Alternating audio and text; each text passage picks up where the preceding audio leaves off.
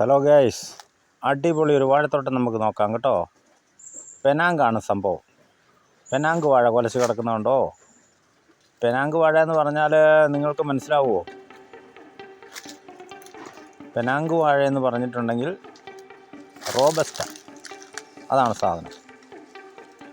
Robusta വാഴയാണ് പെനാങ്ക് വാഴ. ചില നാട്ടിൽ അതിനെ പെനാങ്ക് എന്നാണ് പറയുന്നത്. അതായത് ഞങ്ങൾ പെനാങ്ക് എന്നൊക്കെയാണ് പറയുന്നത്. റോബസ്റ്റ എന്നും പറയും. ഇതാണ് സാധനം. കണ്ടോ എത്ര പഴമുണ്ടെന്നറിയോ? അടിപൊളി കൊലയാണ്. ഇവൻ വേനക്ക് കുലച്ച് കിട്ടുകയാണെങ്കിൽ, അതായത് ഒരു ഡിസംബറിൽ കുലച്ച് കിട്ടുകയാണെങ്കിൽ 3 മാസം കൊണ്ട് വിളവെടുക്കാം, വിലയും കിട്ടും. എന്നാൽ ഇത് മഴക്കാലത്ത് കുലച്ചിട്ടുണ്ടെങ്കിൽ നമുക്ക് പണി കിട്ടും. കാരണം ഇത് കടയിൽ ഇത് അങ്ങനെ പോവില്ല.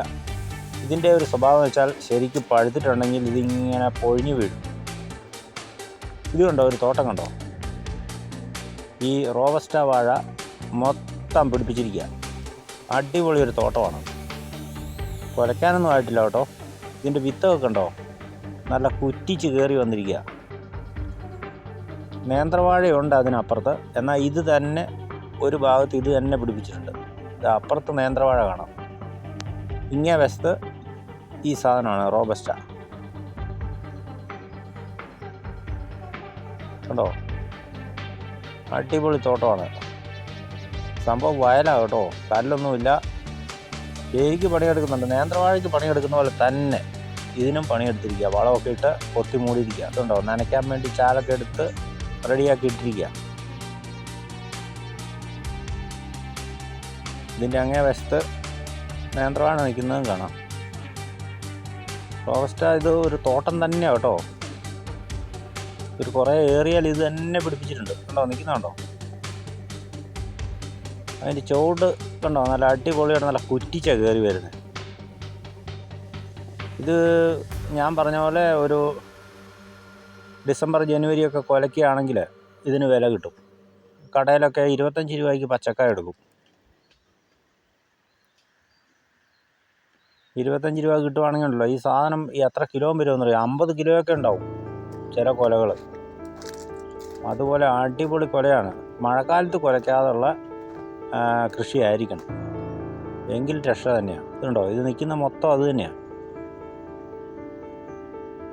ഇത് വിത്ത് കണ്ടോ, ഇതിനൊന്നും ഒരു കേടുമില്ല. ഇത് കംപ്ലീറ്റ് പറിച്ച് നടുവോ വിൽക്കുകയോ ചെയ്യാം. ഇതിനപ്പുറത്താ കാണുന്ന നേന്ത്രവാഴ. ഇതിനിടയ്ക്ക് കുറച്ച് നേന്ത്രവാഴയുണ്ട്. ബാക്കി ഇത് തന്നെ സാധനം.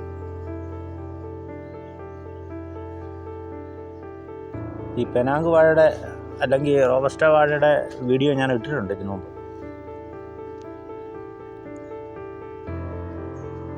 എല്ലാ കൃഷിയും അങ്ങനെയൊക്കെ തന്നെയാണ്. അതിന് നമ്മൾ വിളവെടുക്കുന്നത് അതിൻ്റെ ഒരു നല്ല സമയത്താണെങ്കിൽ നമുക്കത് വില കിട്ടും.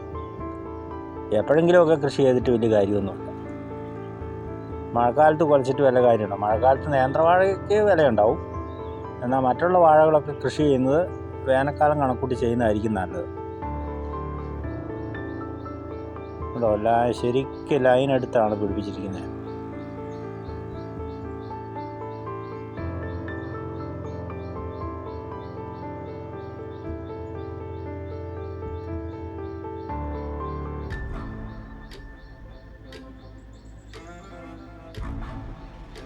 അടിപൊളി കൃഷിയാണ് കേട്ടോ. സംഭവം വയലായതുകൊണ്ട് കല്ലൊന്നുമില്ല. നന്നായിട്ട് പണിയെടുക്കാം. നേന്ത്രവാഴയ്ക്ക് വളമിടുന്ന പോലെ തന്നെ രാസവളം കൊടുത്ത് കൊത്തി മൂടുകയായി.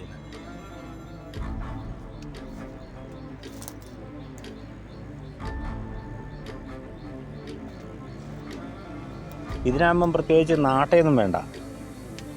സംഗതി ഇതിൻ്റെ കൊല കൊത്തിയെടുക്കാം. നേന്ത്രവാഴയ്ക്ക് എന്തോരം കാശ് മുടക്കിയാലോ? നാട്ടയും വള്ളിയും എല്ലാം ഭയങ്കര പൈസയല്ലേ. മറ്റേതിൻ്റെ അത്രയും വളമൊന്നും ഇതിന് കൊടുക്കുകയും വേണ്ട. നേന്ത്രവാഴയ്ക്കൊരു 6 വളം കൊടുക്കുന്നുണ്ടെങ്കിൽ ഇതിന് 3 വളം കൊടുത്താൽ മതി. ഇത് അടിച്ച് കയറി വരും. നല്ല സൂപ്പർ കൊലയും കിട്ടും. അതറിയാവുന്ന ആളായതുകൊണ്ടാണല്ലോ ഇതിപ്പം ചെയ്തിരിക്കുന്നത്. അദ്ദേഹം ഇതിൽ നിന്ന് മുതലെടുത്തിട്ടുണ്ട്. അതുകൊണ്ടാണ് ആ മനുഷ്യൻ ഇവിടെ ഈ കൃഷി ചെയ്തിരിക്കുന്നത്.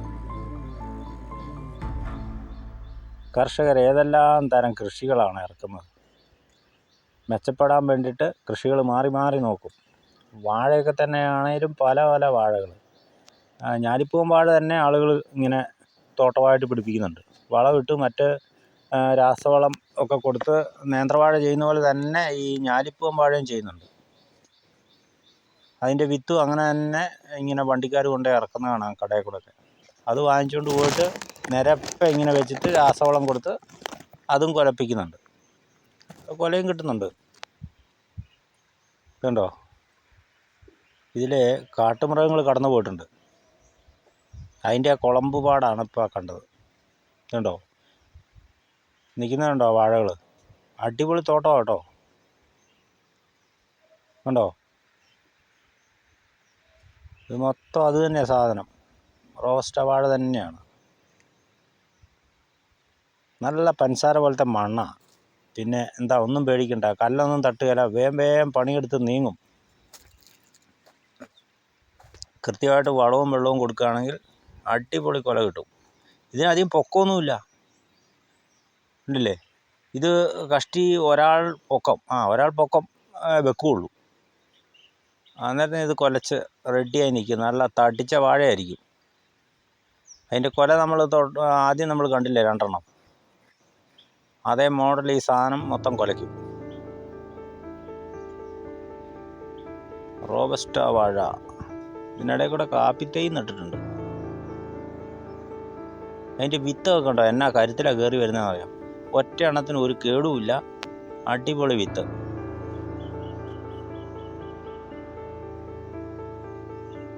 ഇതിപ്പോൾ കരയാണേലും പിന്നെ വയലാണേലും ഒക്കെ ഈ സാധനം ഉണ്ടാവും. കരയ്ക്കും നല്ല അടിപൊളി കൊല ഉണ്ടാവും. 40-50 കിലോയുള്ള കൊലകൾ ഉണ്ടാകുന്നുണ്ട്. 25 രൂപ വെച്ച് കൂട്ടിക്ക്, മെച്ചമല്ലേ. സംഭവം മഴക്കാലത്ത് കുലയ്ക്കരുതേ, അത് നോക്കിയേ ചെയ്യാവുള്ളൂ. വേനൽക്ക് തന്നെ കൊല കിട്ടണം, എങ്കിൽ മെച്ചമാണ്. പ്രത്യേകിച്ച് മറ്റ് വാഴയുടെ കേട് പോലത്തെ കേടൊന്നുമില്ല. മഹാളി കേടും അതുപോലത്തെ പിണ്ടിപ്പുഴു അങ്ങനത്തെ കേടുകളൊക്കെ വളരെ കുറവാണ്. അപൂർവമായിട്ടൊക്കെ ഇത് കേട് പിടിച്ചെങ്കിലും. അപ്പോൾ സ്ഥലമൊക്കെ ഉണ്ടെങ്കിൽ ഇങ്ങനത്തെ വാഴകളൊക്കെ മേടിച്ച് നടണം കേട്ടോ. സ്ഥലമൊന്നും വെറുതെ ഇടരുത്. എന്തെങ്കിലുമൊക്കെ കൃഷി ചെയ്യണം. അത് നമുക്ക് മെച്ചം കിട്ടുന്ന രീതിയിൽ സമയം കണക്കൂട്ടി നമ്മൾ ചെയ്യുക, എങ്കിൽ തീർച്ചയായിട്ടും മെച്ചപ്പെടും. അപ്പോൾ ഗൈസ്, വീഡിയോ ഞാൻ നിർത്താൻ പോകുന്നു. എൻ്റെ വീഡിയോ ഇഷ്ടപ്പെട്ടെങ്കിൽ സപ്പോർട്ട് ചെയ്യണം. സബ്സ്ക്രൈബ് ചെയ്യുക, ലൈക്ക് ചെയ്യുക, ഷെയർ ചെയ്യുക. മറ്റൊരു വീഡിയോ കാണാം. ബൈ.